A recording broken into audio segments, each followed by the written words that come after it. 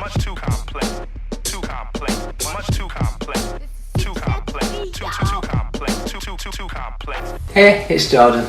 So have you ever thought why some videos get shared a lot and others don't?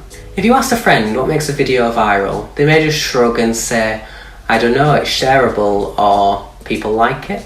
This video is all about Berger's STEPS framework. If you've sifted through videos on the Media Pool channel, you'll have noticed that a lot of our past students have referenced this model and tried to understand why videos go viral. Berger comes up with a set of 6 characteristics of highly shareable content.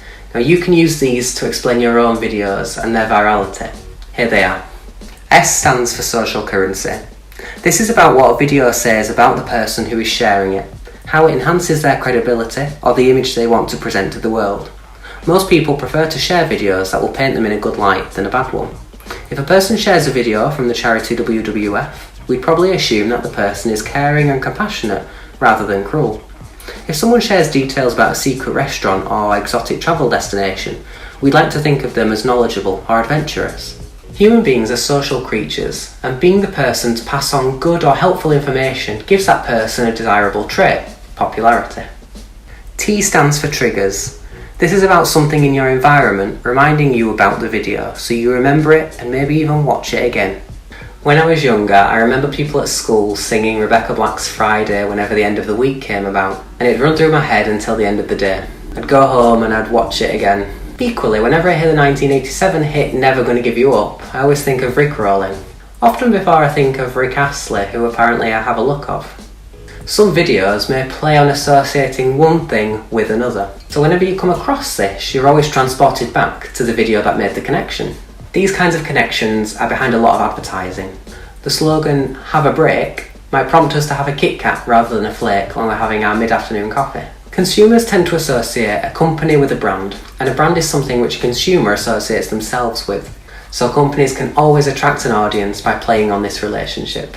E stands for emotion. Berger's research showed that people are more likely to share content that makes them feel happy, angry, or in awe, whereas videos that make people feel sad or mildly satisfied might get watched, but they don't get shared as much. In my case, a video of Hayley on Love Island trying to understand what an aura is makes me laugh, so I share it about to try and make my friends laugh too. What's an aura? A video on the Media Pool channel from Olivia Seed, a friend of mine, which shows horrifying images of animal cruelty, is both shocking and anger-inducing, so that might get shared more than a sad story about a neglectful pet owner. P stands for public. Berger found that content which connected the highly visible or public activities or symbols is more shareable than others. For example, the Movember campaign asked men to grow a moustache for the month of November to raise awareness of men's health issues. The symbol needs to be public or visible for others to see it, and I'd say moustaches are quite public. Similarly, if you see people dancing to Gangnam Style at a party, you instantly think of the Gangnam Style video. It might prompt you to go and watch it again, or if you've got any confidence, get up and dance yourself. The second P stands for practical value. People love getting practical advice, and instructional or educational videos are one of the genres of video with the longest lifespan. When I was young, I remember searching the web for videos on how to tie a tie. A video then gave me clear instructions which I could follow in real time. If I ever forgot, I'd just look up the video again. Some celebrity cooks share their recipes on YouTube. Fitness fanatics like Tom Daly also share videos which help people to begin to commit to daily workouts. Even this video is giving you information about the module and a topic that you might not be familiar with already.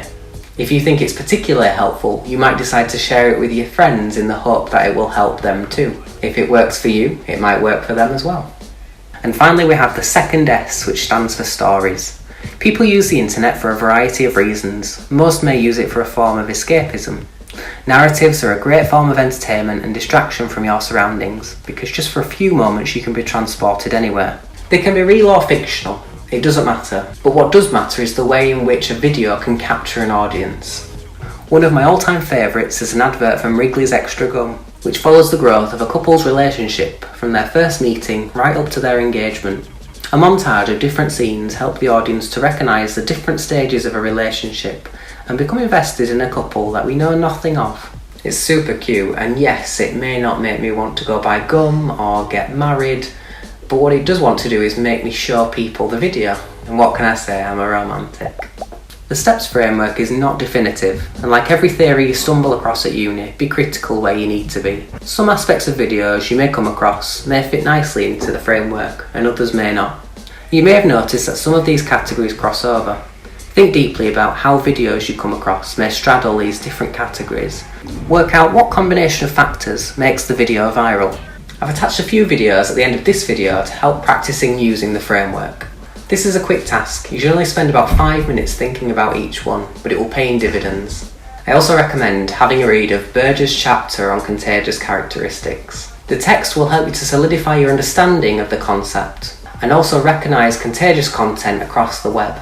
Thanks for watching. I hope this video has helped you to recognise contagious content when you see it. Too complex.